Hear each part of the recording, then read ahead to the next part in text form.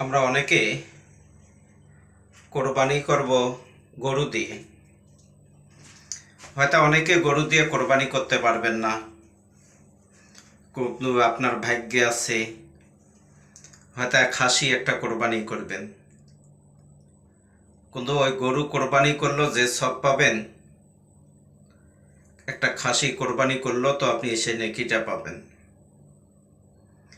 এখানে লজ্জার কিছু নাই যে আমার বড় ভাই সে গরু কোরবানি দিচ্ছে, আমি ছোট ভাই খাসি কোরবানি দিচ্ছি, যে এখানে একটা লজ্জার বিষয়। ভাই, এই চিন্তা ভাবনা করে কোনোদিন কোরবানি হবে না। কোরবানিতে কোনো লজ্জা নাই, কোরবানিতে কোনো কিছু নেই।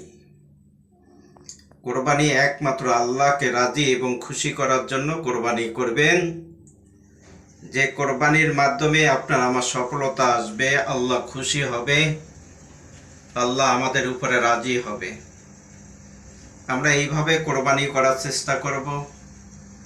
আল্লাহ তাআলাকে একমাত্র রাজি এবং খুশি করার জন্যই আমরা কোরবানিগুলা করে যাব। সেই কোরবানি আল্লাহর দরবারে কবুল হবে, আলহামদুলিল্লাহ।